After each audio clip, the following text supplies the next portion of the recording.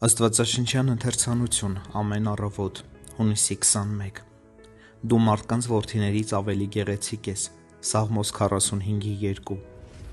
Հիսուս Քրիստոսի ողջ անձը շողշողում է թանկարժեք ադամանդի նման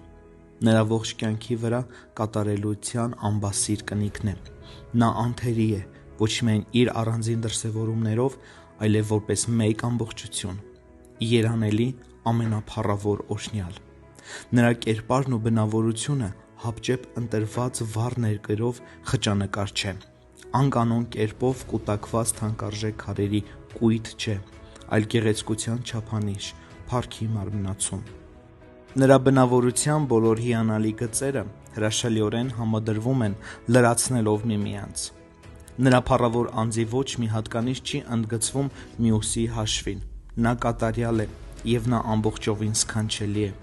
Օ Հիսուս, քո մեծազորությունը և քո ողորմությունը, քո արդարությունը, քո բարությունը, քո ճշմարտությունը, քո մեծությունը և քո անսխալականությունը մարմնավորում են այնպիսի մարդու ավելի ճիշտ աստվածամարդու, որին նախկինում չէին տեսել ոչ երկինքը, ոչ երկիրը Քո նախասկզբնականությունը, քո հավիտենականությունը, քո տառապանքները, քո հաղթանակները, քո մահը, քո անմահությունը ամբողջը հյուսված է մի հրաշալի գոբելենի մեջ և առանց տեսանելի կարիք կամ հանգույցի Դու անբարեհնչություն չճանաչող երաժշտություն ես Դու մասերի չբաժանված շատություն ես Դու լավագույնն ես, որ գոյություն ունի բնության մեջ Ինչպես գույներն են, ներդաշնակորեն ներկայացված փայլող ծիածանում Այնպես էլ երկիրը ու երկինքը փառքն է հավաքված միայն քեզանում Համադրվելով այնքան հրաշալի կերպով, որ տիեզերքում հնարավոր չէ գտնել ոչինչ ու ոչ ոքի, որ նման լինի քեզ Եթե բոլոր լավագույն առաքինությունները միավորեն մեկ անձի մեջ, ապա այդ դեպքում ևս չի ստացվի մրցակից, որ համեմատելի լինի քեզ հետ Սիրելի Հիսուս,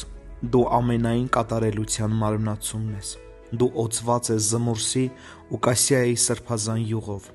որն Աստված պատրաստել է միմիայն քեզ համար Քո բույրերը սուրբ անուշահոտություններ են, որ ենթակա չեն որևէ համեմատության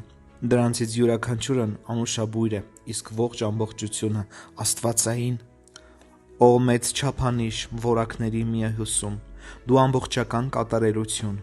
Օ երկնային մեղեդի, հնչյունների մեծ բույլ, երկնային երանության դու չլսված թեմա